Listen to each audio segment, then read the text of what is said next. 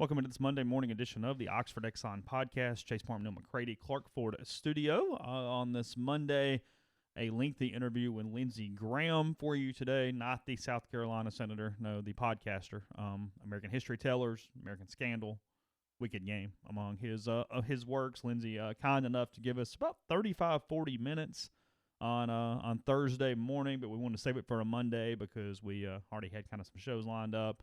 And we didn't want to run it on a Friday, so you're getting it here on Monday. So if you're in our live stream, you'll obviously not get that part. We'll come back like we do typically for those kind of things. But hopefully you enjoy it. We talk a lot of podcast stuff. We talk a little bit about his history, just history in general, about how the modern day is, frankly, not so different than it was back in the day, except we have fewer duels now with sabers or guns or otherwise. But otherwise, a lot of similarities. So we'll get into that. We'll get into kind of what's on the site, some different things. We start this morning's show. Ole Miss basketball obviously beat Florida. Talk about that a little as well. Brought to you every single day by the Oxford Exxon Highway 6 West in Oxford. Daiquiris, ribs, lunch specials, you know the drill. And great gas prices courtesy of Speed Pass Plus out, the mobile rewards program, and much more. So take advantage of those things. And also the Oxford Crystal next door. Your ticket is a coupon from the basketball game, $150 off a steamer pack or a sack full there with the Oxford Crystal. And coming to you from the Clark Ford Studio. We are Clark Ford's in Amory, Mississippi, 662-257-1900. Call the number, ask for Corey Clark. Tell Corey what Ford product you are looking for. He will send you a quote within 15 minutes in business hours, right to the bottom line. No hassle, no haggle. You get your quote, and the rest is up to you. You can shop that quote around, or you can do what I've done, and that's hop into a Clark Ford. You'll love the product. You'll love the service after the sale. Corey wants to be your car guy. He wants to be your truck guy. He will prove that to you once you make the call, 662-257-1900. Guests will join us on the Rafters Music and Food Hotline. They'll join us throughout the week. And Lindsey Graham joins us on it in just a little bit. You can be a great place for you on maybe Tuesday night, pre-game, post-game, Ole Miss and Mississippi State at 6 o'clock. You can go and enjoy post-game at Rafters. Be a great place this weekend to watch Ole Miss, Kentucky. And then, of course, they've got the Sunday Bluegrass brunch. $5 Famous Bloody Marys, $3 mimosas. The brunch begins at 10:45 a.m. at Rafters Music and Food on the Square in Oxford. So we have post-game observations from Ole Miss's win over Florida. We've got 10 weekend thoughts as well. A little bit of baseball news. If you're listening to the radio or broadcast, Keith Kessinger stepping away this season. Brad Henderson replacing him as color commentator alongside David Kellum. Brad is the Ole Miss all-time hits leader. I think he also is the career leader in total bases and maybe runs scored as well. Keith stepping away to watch his son Chase pitch for Northeast. He's also signed with the University of Memphis, so Brad taking over for him. He told me, a story on rebelgrove.com, but he told me on Saturday that he's done one inning of intra-squad as a run-through, so people around him say he's going to do a good job. Stick with it. Do not compare him to Keith in year 9. That is my advice for you as an Ole Miss baseball fan as you're listening. Don't complain about Brad in week 1. It's Over-under on complaints is 1/2 inning, and I'll take the under. 1/2 inning that he's not Keith Kessinger? Well, that it's just different. Yeah. That his voice doesn't sound exactly the same, that the interaction's not completely down pat. Because we're going to be nervous anyway, so it's just an extra layer of new things. I give it, I don't know, 1 hitter, maybe 2 hitters before the criticisms overflowing in the social media world from all the people who would do it so much better. Also, kicked off a series this morning. I'm doing a thing called Hello from Home. I'm having Ole Miss baseball freshman parents basically write letters to their sons for what they expect from them in school and on the baseball field this season. That kicks off with Bob Dunhurst. His son Hayden's likely the starting catcher on Friday night for Ole Miss as a freshman. I think he's will be only the 3rd Ole Miss freshman to start at catcher under Mike Bianco the majority of games, assuming he plays well and doesn't get hurt or anything. Cooper Johnson obviously was one of those as well who just finished his eligibility. So that's up on the site. Picked out a few others that I think are going to have major roles. Obviously, I can't talk to 22 freshmen, but picked out a few that make a lot of sense. And in full disclosure, I stole the idea from Kyle Tucker, but that's what we do. We steal ideas. So it is what it is. So that's up at rebelgrove.com as well.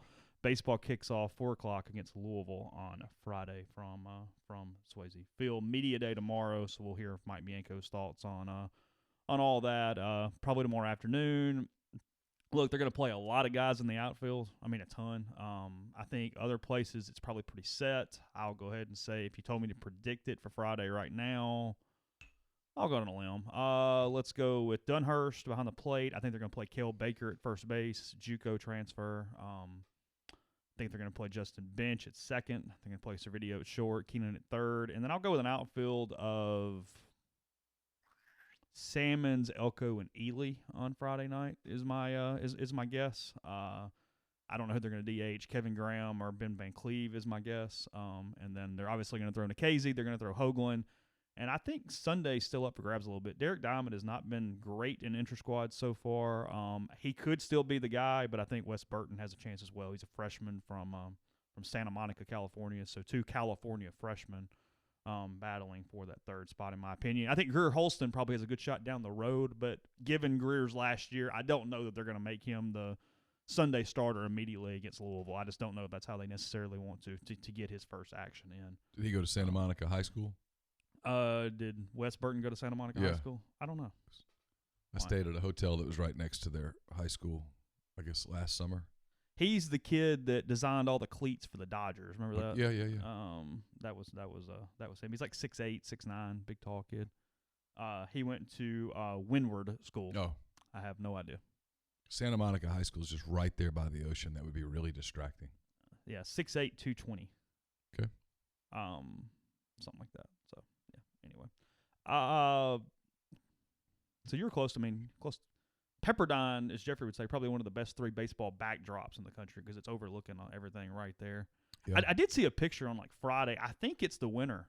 Is BYU because literally snow-capped mountains are right behind their stadium. It was really cool. It's very nice. Yeah, I thought that was one of the. Yeah, I drove right by Pepperdine on our way into LA. Did you? Mm-hmm. Okay. Drove from Monterey to Los Angeles with most of the people in the car either asleep or locked into their phones, and we're going through I don't know what valley that was, but it was some twists and turns, man. It was whew. I'm going to send in a request this morning for Dan to come on the show this week. We'll see what happens, but I was asked to do that, so that's cool. I'll see if that's doable. Basketball, they hammer Florida, hold them to 51 points on Saturday, play really well up and down the roster for the most part. It's gone from a disaster of a season to what has to be a very frustrating season for Kermit Davis because you let all these things slip away. You have a really good week. Brian goes crazy against South Carolina. You beat Florida. You got another home game against Mississippi State on Tuesday. There's a lot of maybe what might have been right now. Sure.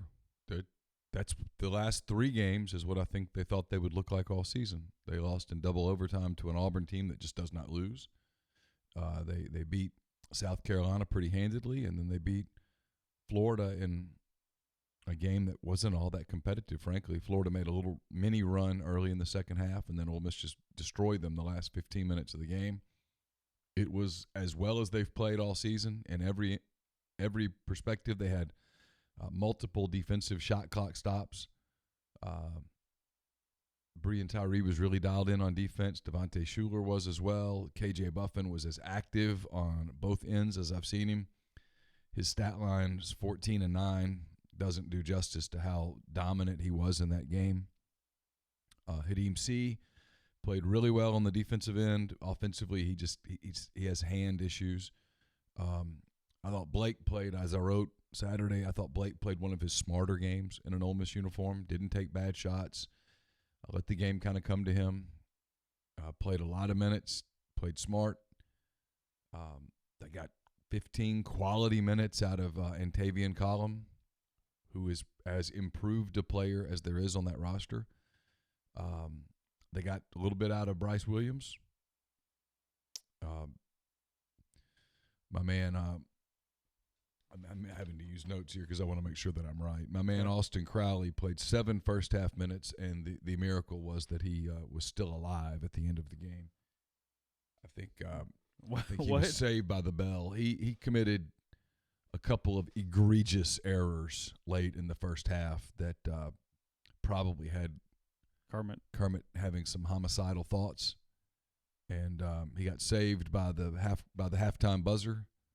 So whatever message was going to be delivered, at least was delivered in private. He did not play in the second half. Played his way right out of a rotation with just what's the bad deal there? basketball. I don't know. Freshman. Seems to cower at the coaching a little bit. Some kids can handle that. Blake Henson, you can yell at him and yell at him and yell at him and yell at him, and I just don't think it phases him. Every kid has to be handled a little differently. You can't handle a full roster the same way. And Tavian Collum didn't play for 5 straight games, and he went to Kermit and said, what do I need to do to play? And Kermit told him, and so he started trying to do those things. And he's playing a little bit. He's given – they figured out that Hadim C gets one foul, and if you don't kind of get him out of there real quick, he'll commit another one. Gets in his head a little bit. And so he's giving him some quality minutes coming off the bench. He had 2 points. I think he had an assist. Just sometimes it doesn't always show up in the stat line, but he really gave them some quality minutes that let Hadim sit. Sammy Hunter's hurt, didn't play. So the rotation essentially was 7 guys, and they're just playing smarter basketball. They're taking good shots. They've got very good backcourt that for the first time all season is kind of playing well together at the same time. And, boy, when KJ's like that, they're pretty good. He was really, really good 2 games in a row now. He was really good against Florida. I know the stat line just reads like sort of, yeah, he's solid. Nope. That was as dominant a 14 points and 9 rebounds as you'll see. Very active on the glass, very active in passing lanes. Really good. And they have a big week in front of them. They get Mississippi State tomorrow night. State's really good. State's 15-8 overall and 6-4 in the SEC. State has a 41 net, so it's a quad 1 win opportunity. And then they go to Kentucky on Saturday. Kentucky is 21 in the net. And I've gotten some questions. Hey, Neal, what do they have to do to get back into the NCAA? Okay, win. There's a tournament to win. Well, I mean, there's a tournament to win. Yeah, barring an absolute running of the. I mean, I think if they'd have to go. They'd have to go. What do they have left? And 1 left. Yeah, whatever in 1. They have 8 games left in the regular season. Realistically, to put themselves into the tournament picture going into Nashville, they've got to go 7-1 in those 8 games. There's the number. I've had people argue 9-9 would do it. I don't think so. Here's the league's net. So Auburn's 15, Kentucky's 21, LSU's 27, Arkansas's 38 and falling because of injuries and stuff. State's 41, Bama's 42, Florida's 47 and very bubbly right now, and quite frankly did not look like a real good team. Tennessee is 67 and they're solid. South Carolina's 76. They're a solid team. Georgia's 91 with just a stud of a freshman. Ole Miss is 92 with a real chance to rise this week. Missouri's 95. Texas A&M's 135 and Vanderbilt's 149. So for Ole Miss to get there, 10-8 probably would get it done. 10-8 means they go 7-1 down the stretch, and then, boy, you better make a little bit of noise in Nashville. That's a lot to ask of this team. I think there's a real chance at the end of this year they're looking back at January and saying, just killing. What could have been? You know, losing to Texas A&M, losing to Arkansas. It's not the loss to Auburn. It's the loss to A&M and Arkansas that has to just be keeping Kermit up at night. Give him just those 2 games. And they're 5-5 in the league right now with a real chance. Yeah. Those are the 2 games. Not Memphis, not Butler, not Wichita State, not Auburn, not LSU, not at Tennessee. Those aren't the losses that kill you. It's the loss at A&M because they suck, and the blowing the double-digit lead at home to Arkansas. Those are the 2 that just keep him up at night. Change those 2 and nothing but those 2, and they're in the picture. They have 3 games left that are going to be very, very difficult. The other ones, at least, are pretty winnable, at least to some extent. They've got State on the road, 20% per Ken Palm for that one. At Auburn, 16%. It's going to be a bear. And then obviously in Rupp, 16% as well. Auburn just keeps fighting. Good grief. 91-90 over LSU in overtime on Saturday. Jay and I talked about this on Greatest Pod in the South. The only thing about Auburn is if you believe in the luck factor, Ken Pom has them rated number 1 in the country in luck. They're winning all of these close games. If their luck ever reverses, they've got some L's coming. That's kind of where I was going to go with this. What I was going to ask you. From an SEC basketball standpoint, how do you rate the top 2 or 3 teams as far as who you think goes the furthest in the tournament? LSU, Auburn, Kentucky. I really like State's team. Do you really? Yeah, I like State's team. Beyond Perry? Yeah. Carter's good. Woodard's good. They're veterans. Physical. I don't know. I don't think the league has any – I think it's much like college basketball. I don't think the league has any great teams, and I only think it only has one bad team, 2 pretty bad teams. Yeah. Everybody else is okay. I mean, Georgia's okay. Missouri's okay. Bama's all right. Arkansas's okay. League's okay. Florida's okay. Tennessee's okay. South Carolina can be good. They can be bad. Ole Miss can be bad. Ole Miss can be really good. Kind of is what it is.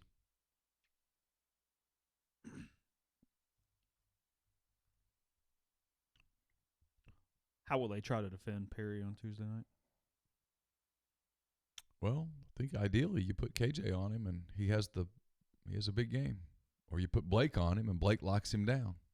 At least slows him down. I think Ole Miss can win tomorrow night. In fact, if made me bet today, I'd bet Ole Miss would win. But if this team's going to really – here's the deal, and this is why people just get frustrated. If they're going to change the narrative, they've got to go 2-0 this week. They go 2-0 this week, then we're having a completely different conversation this time next week. Until then, it's too little too late. But if we wake up and there's – what are they right now, 4-7? Yeah. If you wake up and they're 6-7 with 2 dates against Missouri and Vanderbilt, and all of a sudden they're only 3-7. Played 10. Okay, 3-7. Yeah, they got to get to 5-7 this week. It's a lot to ask. That's an order. I mean, yeah, it's probably too late. They have creeped back to 1 game out of that Wednesday night deal. If you're curious about that, at least as far as the tournament. Yeah, Vanderbilt's going to play that night. Georgia's going to play that night. Missouri is tied with Ole Miss right now at 3-7. Arkansas has stumbled to 4-6. Ole Miss 1 game back of the Hogs right now. And Arkansas without Isaiah Joe is going to have a hard time putting. They're going to have a hard time putting wins together. So. They had the opposite of Auburn's week. They lost twice in overtime in the same week. That's pretty tough. So Ole Miss football has hired a general manager. It seems his name is Matt Lindsay. Yep. Coming in from South Carolina. Basically, the head honcho as far as handling recruiting operations, a lot of stuff like that. Anything else that's actually in his job title that you're aware of, or responsibilities? Well, there's so much information coming from Ole Miss right now that it's just kind of hard to. It's kind of hard to assemble it all and put it together. Brevity's an issue right now. There will be a press release at some point later in the week, I'm sure. No. He's going to be their GM. He's going to run recruiting. He's probably going to be over a lot of things. He's going to sort of be the vice president of football. They are putting a lot of resources into analysts, it appears, compared to past regimes. Yes. Looking like an upper-tier SEC program from an analyst standpoint. Certainly building the infrastructure of what the upper tier is doing. It's what LSU does. It's what Alabama does. It's what Georgia does. It's what Auburn does. If you're going to compete with those people, compete with them. And they're doing it. He's the first coach they've had since probably Tuberville, maybe Cutcliffe. I'm not an Ole Miss historian. First coach they've had since I've been here that is truly connected in college football circles, that can put together personnel. They brought in Devin Bush Sr. the other day. I think you'd have to throw Cutcliffe into that mix. It's just the world was so different from a college football standpoint at that point. Yeah, like I said, I wasn't covering them then, so it's kind of hard for me to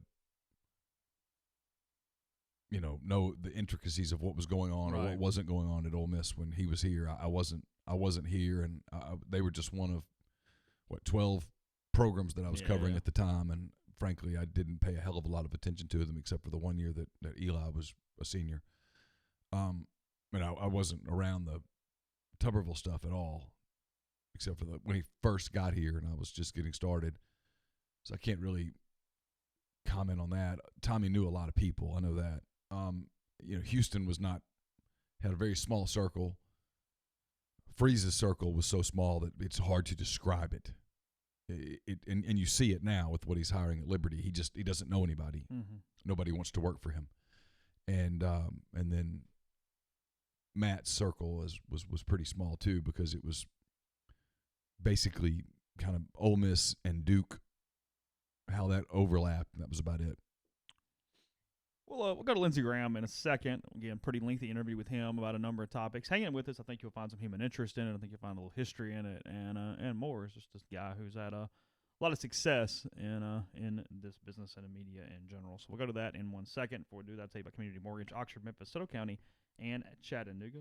All underwriting and processing is done in Memphis. So you can look underwriting, understand your market, a leader in condo financing, the float down option, and with rates as low as they've been in about 5 years. Good time to talk to Jason, 662-234-2704 or JLOWE@communitymtg.com. Our friends at Blue Delta Jeans are excited to announce that beginning this week, Duck Canvas is back. Longtime BDJ clients will remember this durable, long-lasting fabric, and it is back in stock by popular demand at 10.5 ounces. This Georgia-milled fabric will provide you with the ultimate American-made pant that is nearly unbreakable. For more information or to place your order today, visit BlueDeltaJeans.com or reach out to Blue Delta Jeans on social media at Blue Delta Jeans. Also, don't forget that this coming Friday is Valentine's Day. The Oxford studio will be open by appointment only, so call ahead to schedule your fitting time, and Blue Delta Jeans will have the champagne and strawberries ready for you and your loved one on the big day. It's also brought to you by the Iron Horse Grill. Live music 4 times per week. It's the perfect place to enjoy lunch, dinner, or Sunday brunch. Iron Horse Grill also specializes in on-site large event catering for up to 250 people and off-site full catering services, especially beverage catering. If you're planning a birthday party, a graduation celebration, a rehearsal dinner, or a wedding reception, you want to be able to enjoy the moment. The Iron Horse Grill is your answer. It's a one-stop shop for beverage services for a 250 to 500 person wedding or even a 3,500 person gala. The Iron Horse Grill is one of the largest beverage caterers in Mississippi. It can service the entire state. So call Sarah Black at 601-398-0151 for your catering needs and knock that off your worry list. Let the Iron Horse Grill make your event one that is memorable forever. It is located at 320 East Pearl Street in Jackson. Don't just accept what you see, but imagine something new. Step forward and chase after a better version of yourself. Every day, Corinth Dental is helping people reinvent themselves one smile at a time. Dr. Bubba McQueen and Dr. Jenny Beth Hendrick are devoted to restoring and enhancing the natural beauty of your smile using conservative, state-of-the-art procedures, including Invisalign. These clear aligners are the virtually invisible way to improve your smile. So call Corinth Dental today for a no-cost digital scan of your teeth and let them show you the way to a straighter, healthier smile. 12 months, no interest, no down payment financing available at corinthdental.com. Also brought to you by Splinter Creek. It's a gated conservation community located 8 miles southwest of Oxford, 75 minutes from the Memphis airport. SplinterCreekMS.com is the website. 601-898-2772 is the phone number you call to schedule a tour with Tom Smith Land and Home Agents today. 34 lakefront lots ranging in size from 2 to 25 acres, 650 acres of lakes, pine, and hardwood forest, 6 miles of private roads, well-maintained running, cycling, and hiking trails. It's just an absolutely beautiful piece of land. If you're thinking about moving to Oxford, retiring to Oxford, you owe it to yourself to check out Splinter Creek, splintercreekms.com. Podcast is brought to you by Visit Oxford. Visit OxfordMS.com is the website. Go to the events page or find them on social media for all the happenings and options to do inside Oxford, whether it's food tours, it's oxfordfoodtours.com. Look at double-decker buses back up and running before too long as well. And when you see the calendar events, see South Talks lectures. They've got the True South one with John T. Edge and Wright Thompson coming up on the 12th from 12 to 1, and another one on the 13th from 11 to 12 as well. A lot of sporting events. You don't miss any of those here with the calendar. So, again, visit oxfordms.com for more. Now we'll go to Lindsey Graham. If you're in our live stream, just hang tight in a minute. We'll be right back.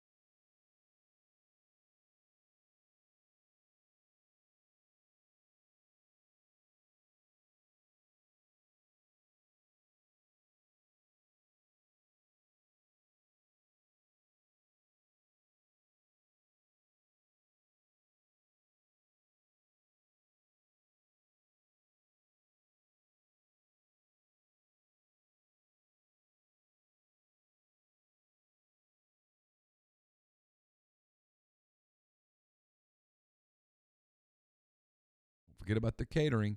From private events to catering in for your staff at work, Southern Craft has your catering needs covered with the meal everyone is sure to love. So make your day crafty. Southern Craft Stove and Tap.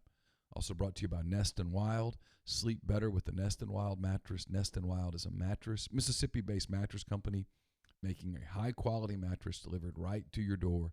They make buying a new mattress easy. Every Nest and Wild mattress is 1 foot thick, giving you comfort and support that will last. A lot of online brands sell an 8-inch or 10-inch mattress with less support and durability, but from the twin size to the California King, every Nest and Wild mattress is 1 foot thick. It's also 100% American made. The pricing is competitive when compared to the rest of the mattress companies in their tier, and getting this quality of mattress for the money is a great value for the customer. Throw in the podcast discount, and it's even better. Further, it's a no-risk decision.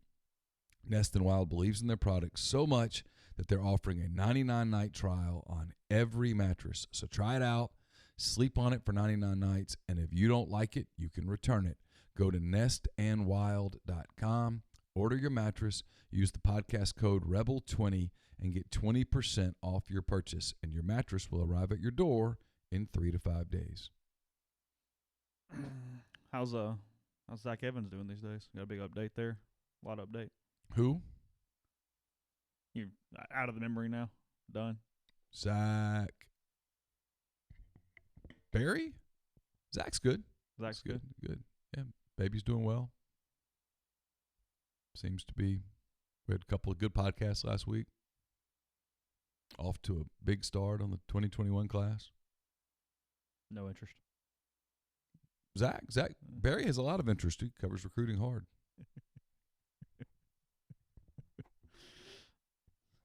Not going to bite. No, I don't bite people. I'm civilized. What are you talking about? Okay. Big Mark Brett update, only 10 days away. Just waiting on pins and needles till the 20th. Still not really sure why that date is significant for Mr. Brett. I'm hoping one of two things. One, that either it has some real meaning that when we hear it, we're like, oh, wow, that's cool. Where you almost feel like a jerk for even thinking otherwise? Or my next best guess is that he has already signed papers and that this is just a formality. Oh, you think the papers are in somewhere? I think it's certainly possible. And no, before anybody asks, I have no idea. It's kind of find it difficult to believe that. I don't know. It's been awfully quiet. We'll say the 10th. Say it's 10 days till the big event on the 20th. I want to phrase this the right way. I don't want to spend much time on it. Okay. But do you feel like, and look, this is not going to dictate tenure whatsoever. Do you think Keith at some point is going to have to say something more publicly on the softball thing? They start 0-5 over the weekend. A lot of angst out there toward Lynette Johnson right now in the fan community. Deservedly so. Still a lot of unknowns around the departure of Mike Smith. Obviously, it was a very sane decision to promote Ruben Felix as an interim coach. Whatever, that's fine. But sure. Team that ranked in the top 25 to begin the year looking awful down in Florida over the weekend. Feels like there's something that's going to have to be done here to some extent publicly. It comes down to when people like us see Keith, we got to ask. What's up? Hey, what are your thoughts on softball? What are your thoughts on how that deal went down? I mean, at some point, Mike Smith's if it's going to get really public, Mike Smith's going to have to go on the record about it. He's got another job now. He's working for some sort of a scouting service in Alabama. Is that where it's at? Yeah, it's based in Alabaster, which is a suburb of Birmingham. Okay. It's near Pelham. Sure. If you drive from Birmingham to Montgomery, you drive through Hoover and then Pelham and then Alabaster as you go south. Okay. Thank you.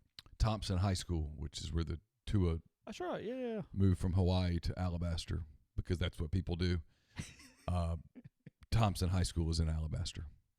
Yeah, at least when Lane moved from Manhattan Beach to Tuscaloosa, well, sorry, he was getting paid for it, but right. Sorry.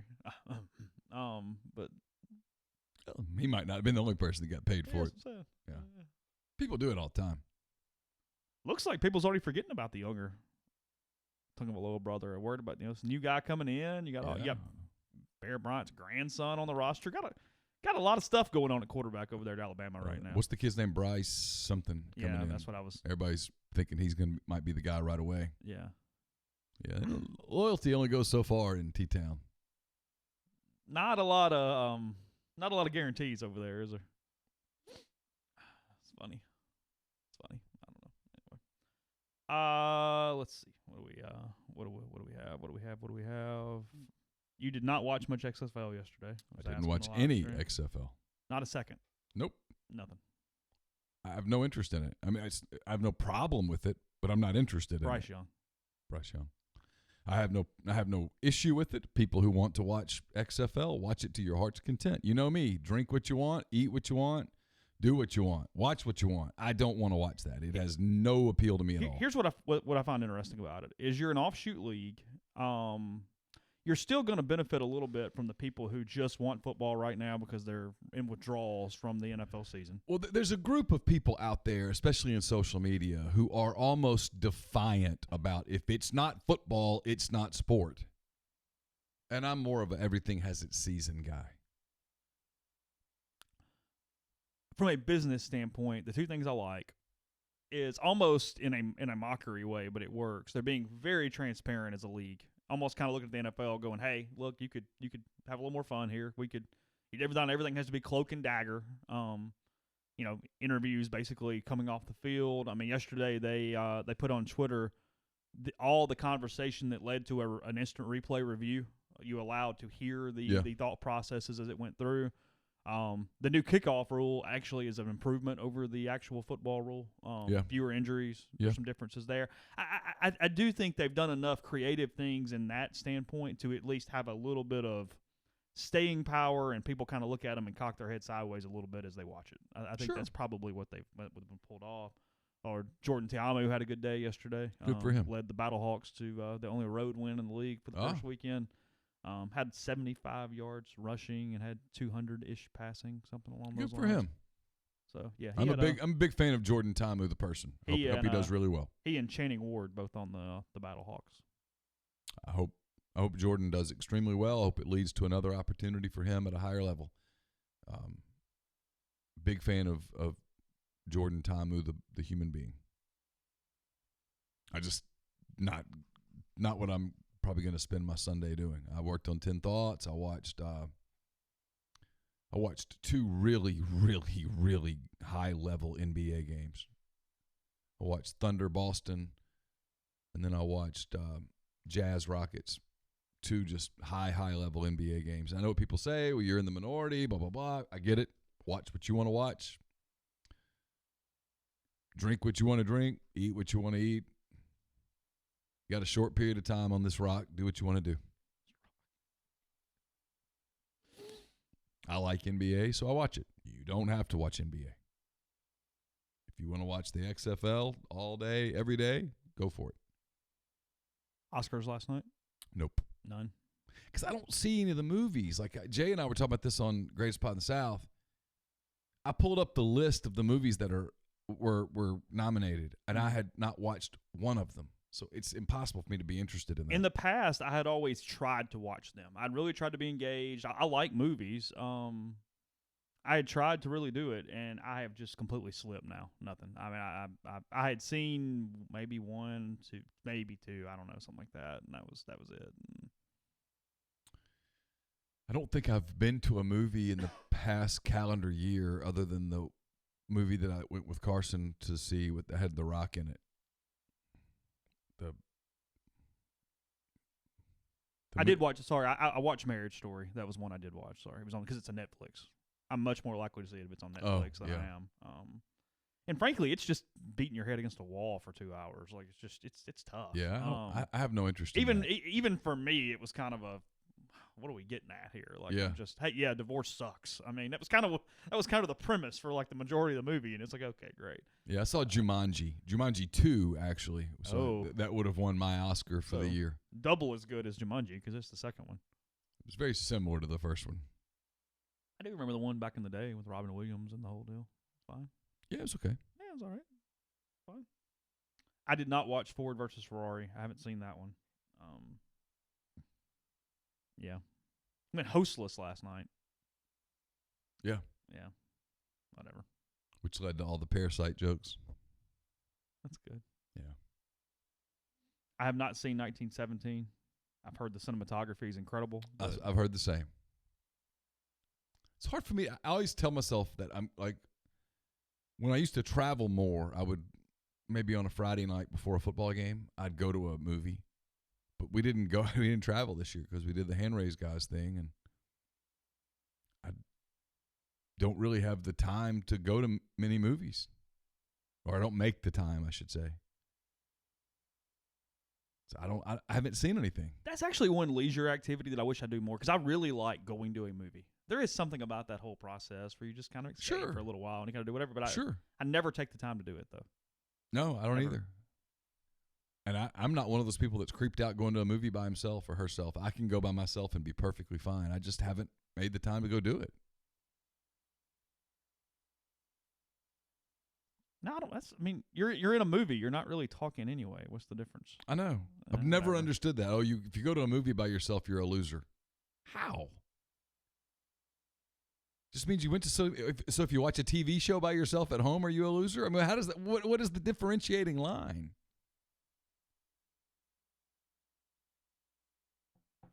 How do you order your movie popcorn? Plain. No butter at all? No. I rarely get it, actually. Seasoned salts? Nope, I just get it plain. But I'll go to a movie and pretty much not get popcorn. Yeah, I'm just curious. It doesn't do a lot for me. It's fine. Not a big popcorn person? It's fine. I don't ever wake up and go, you know what I'd like today is popcorn. Because of the salt content, there are some, when I get into a mood for popcorn is a mood thing because of the salt content. Like, if I'm gonna have popcorn, I like it with a beer. It's good with beer. Most everything is good with beer. Sure. But like in Oxford, the bar portion of the movie theater is rarely open. Oh, really? Yeah, because the few times that I've been, it's like nobody there. So apparently a lot of people are not with that, going to get a beer and go to a movie, which is odd because it strikes me as a normal thing to do, but whatever. Do you judge the people that take snacks in their purses and hide them instead of paying the prices at the movie theater? Hell no, I you all don't good on judge that them. one? Yeah, I had kids. Okay. I mean, it's a lot cheaper to take in a bag of smuggled M&Ms than it is to pay $31 for the same bag of M&Ms. The usher should just turn his head and let that one be what it is. Hell yeah, it's just some kid. What difference does it make? I don't feel like I'm robbing anybody when I do that. I haven't been to somebody mentions Tupelo's really stepped up their amenities. I mean, that's where I went to movies when I was growing up because, I mean, Amory had a twin cinema, and you usually had like a R-rated movie I couldn't get into, and then you had the a children's movie that stayed for weeks and weeks and weeks. I mean, we talked about on this podcast 1,000 times. That's why I watched Titanic 46 times in the theater when I was growing up. So we go to Tupelo's in high school, and yeah, there were two theaters. You could get pretty much any movie, but the amenities were not superb. So it's good they've upped that a little bit. The theater in Ruston as a kid was amenities weren't its thing. No, you're just it's there to pretty see utilitarian. a movie. There's a movie theater, and they might get you a little pop and a little popcorn. You get you a Coca-Cola and a popcorn. That's about it. They had some candy. About it. I do like those places where you can like order wings or whatever, and it's cool. The full service restaurant that's theaters. awesome. Bring them to you. You just do the little thing, and they bring it to you. Yeah, that's awesome. Like you order from your seat. That's great. You still wouldn't go. You just like the idea of it. I like the idea. You like the idea of it. That's yeah, it. I don't do much, man. I'm an exceptionally boring person. That is a good point. With streaming the way it is now, that has made theaters be much more creative in ways to get people there. Except in Oxford, where they put, and someone points this out in the stream, the one theater that has the ability to sell beer and stuff, that's where they put all the kid movies because it's at the bowling alley. Yeah. I was like, figure yourself out. You can be more than one thing. They have a bar. It would really work, but I guess the town's too small. I mean, what was it to get to a movie now on weekend nights? $9, $9.50, something like that. Is that right? Probably. Basically a 20 spot for two. I guess so. Refreshments another 15. Yeah. If you're getting them. Yeah. But okay, here's the deal though on that. Why is streaming making it worse, but just movies in general wasn't making it worse 10 years ago when you went and rented one? I don't know. Because you could rent the movie for $2.50 and still go get some popcorn and some Sour Patch Kids. Yeah, they sold it at the movie gallery. Sold popcorn and Sour Patch Kids. Yeah, you could do it all there. Yeah, one-stop shop. Yeah, they'd sell microwave popcorn and all that stuff. Yeah, So I wonder why that's kind of different in a way. I don't know. Would y'all have like rental movie places in Ruston? Do you have a plethora of options? Yeah. I worked at one for a while. Oh yeah, you've told me that. National Video. People not rewinding and stuff. Yeah. That's pretty easy money. Wasn't a whole lot of work. You did have to put the movies in the rewind machine and rewind them. Did you have to call people and remind them their movies due? Oh, yeah. Did you feel like a bill collector in a way? I mean, I was just a kid doing my job, but yeah, a little bit. Hey, is this Danny? Hey. Yeah. Hey. Your movie's a week late. Just letting you know. Yeah. Did you get it for 1 day, 2 days, or 5 days? When I would rent? No. Like, what was the standard? There was a 1 day rental and a 3 day rental, and I think there was like a 1 week rental you could rent for a week. Because I remember when Movie Gallery went to 5 nights on the rental, and I mean, you thought you were cooking at that point. Yeah. Because you could get the video game and actually think, hey, I got a shot here. Got a few days to figure this bad boy out. It's not the one night. Yeah, I remember that. Whatever it is. It's a thing kids now will never know. Kids will never go rent a movie. Well, now everything's right at their fingertips. Like, I mean, the availability for kids now. I'm not yelling at Cloud, but just them not understanding what it was like. I mean, how to score the movie, like to go in looking for a movie. You got there and it was actually available. Sitting behind the case. Yeah, that was a big deal. Like, yes, and you get it for so many days, and you're counting quarters to get to your $2.50 and all that kind of stuff. Or the thing when you would get it and you'd put it in and it would skip. Something was wrong with it. It really didn't work. Especially when it became DVDs. Yeah. Such a letdown. Yeah, you look at the back and go, "Oh God, somebody put a grater on that thing." Yeah, I don't know. This might not work. And you're not looking up. You're asking anybody ways to fix it. I mean, it was a process at that point. It's just like burning CDs, waiting for songs to come on the radio so you could try to record them. I mean, all that kind of stuff. Oh yeah. Now it's just button. And then when the song would come on and the DJ kept talking through the beginning of it, you're like, "Shut up!" Oh, and he's doing his little intro thing. This is Chuck Redding at FM 102, and you're like, "Stop talking! The song's already started." Yeah, because you got to hit it. Because you're hitting the button, like pushing it down. Yeah, that's what I'm saying. That they'll never know Napster and LimeWire and those places where, hey, and you're hitting the download button and it's moving along, and that thing gets to like 97% and just stalls. And it goes, "This will be 9 hours and 12 minutes." And you go, do people even listen to radio anymore? I mean, yeah. I guess. I don't know. You mean like just like?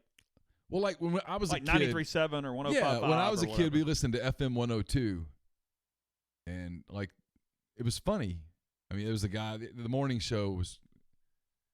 He had a character called I Be High in the Sky, and it was the helicopter guy, giving you traffic and stuff. He wasn't actually in a helicopter; it wasn't real. It was just funny. That was all part of it, part of the shtick. And now I think it's totally different.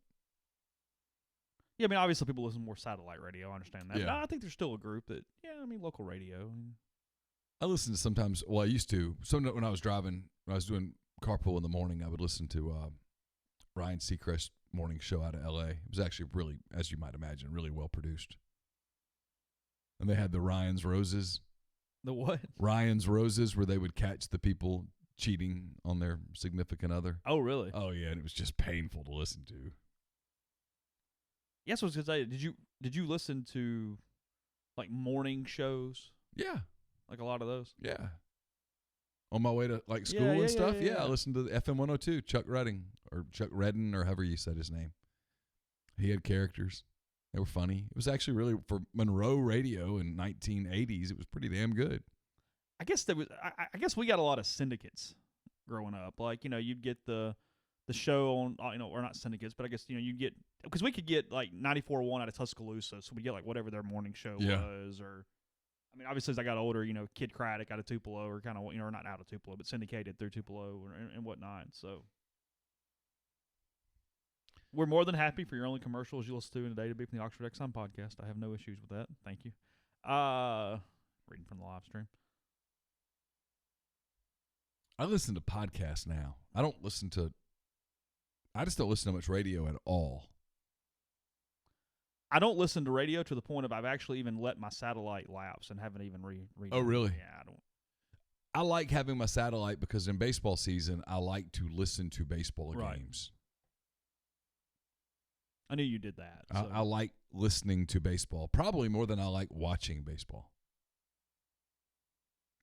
Like, I can drive 6 hours and listen to 2 games and be perfectly content. It's because of the radio guys. Yeah, they're really good. Play guys. Yeah, they're really good. The good ones are great. Yeah, you're painting a picture. Guy with the Indians is really good. I don't know him at all. I can't think of his name right now. Really good. Pat Hughes on the Cubs broadcast is just fantastic. I mean, he's a Hall of Famer. He's also your sentimental guy. Yeah. But I like the Yankees broadcast with what's her name? She's and she's actually really good. I can't think of her name.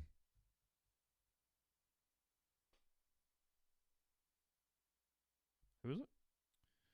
I can't think of her name. The Yankees. Susan Wallman. Susan Wallman. Yep. Their broadcast is really good, actually.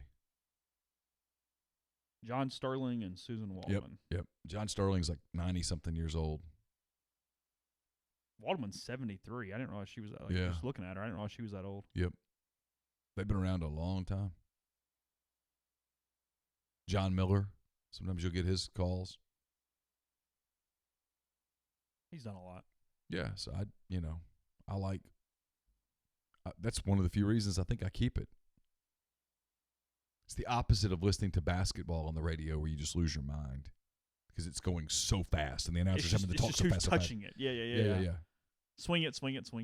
Dot, shot. Okay, rebound, go. Westbrook to Harden it's just on and on and on. Just like, stop. But that's what they do. Baseball's a much more calming. Which one's easier in your mind? Basketball. Because you're just reacting to the movement. Baseball, it's figuring out how to fill the space. Yeah. Harden from 23. Or how not to fill the space. Harden for 23. It's good. Rockets lead up by 4. Here come the Jazz. Mitchell up into the front court. Yeah, it's just into Gobert. Gobert back to Mitchell. Mitchell for 3. It's good. Jazz reclaim a 1-point lead. Here come the Rockets.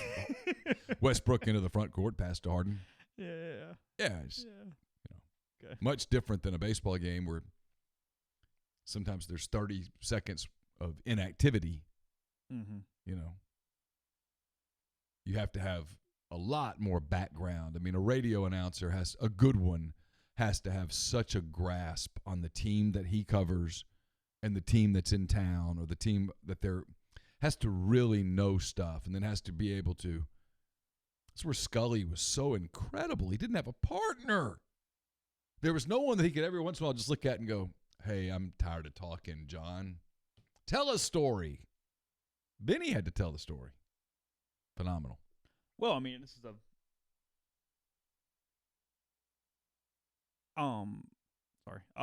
it's where, I mean, coming full circle with this thing, it's like when I was talking to Brad on Saturday, and obviously we're talking about a college baseball broadcast, but you're not going to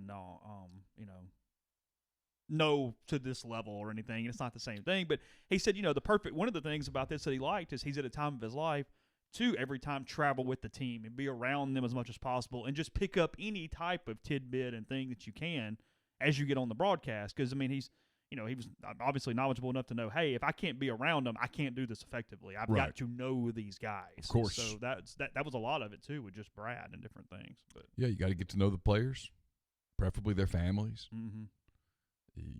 You've got to read everything that can be read. It's in this whole thing in general. I mean, it's to cover a team in any way, whether it's broadcast or writing. I mean, I'm doing this series right now. I'm learning about these kids a little bit. I'm talking to their parents if I need. You know what I mean? There's a lot of different levels to this thing when you're trying to cover a team. Well, with baseball, radio, writing, whatever. It's such a long season. It's a marathon. It's slow. It's one game after another. No game is that big of a deal. I know, crazy. And you just kind of work your way through it a little bit. So, I can't wait. You're lucky I will be out of town this weekend. And I can't wait for the top of the 7th when Reed Detmer's just throwing about a one-hitter. And everybody's going, whoa. And I'm going, hey, he's an All-American. There you go. Yeah, I'm going to tell you ahead of time. He's going to make people look stupid, guys. He's really good. Mm-hmm. It's very good. Excuses. You've already started. Your problem is you're so close to Mike that you can't see it. I've talked to Mike once since Fayetteville. You're so close to him. You guys are so chummy that you can't. Twice. If you count the text message. You can't do your job. Yeah. You're an apologist. Okay. That's your problem, Neil, is that you are an apologist. You are so close to him. Y'all are such good friends that you can't do your job.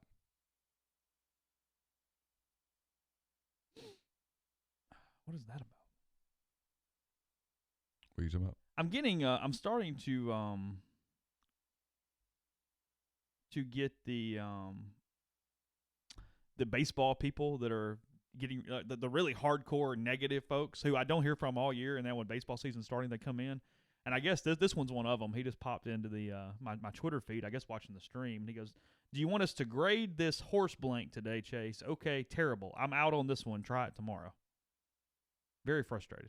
What the hell is he even talking about? I don't know. He's very mad. They haven't even played a game yet. He's very frustrated. Just telling you. Did you see where I made my prediction? I did see your prediction. A lot of analysis went into that. A lot of research, a lot of studying. I've watched this program for 12 years from the outside. Chase's arms must be tired for carrying Mike's water. That's good. Oh, maybe she's right. Maybe he didn't like my movie theater takes. Maybe he's a real hardcore cinema guy. Well, we get this group of people out there that are I'm here for the sports, damn it. Give me all your sports takes. They're gonna be real pissed when they actually hear Lindsey Graham in a minute, aren't they? Yeah. Dude might go into heart failure at some point today. I mean, it's unbelievable. I mean, oh gosh. but those are people that are out there. Yeah. They've always been out there. They are the hardcore sports. Give me your sports. Stick to sports. Yeah. Stick to Sprouts. All right. That's it for today. I hope you will listen if you're in the live stream. Listen to Lindsey. Really, really good segment there. We appreciate his time. I sound like Larry David.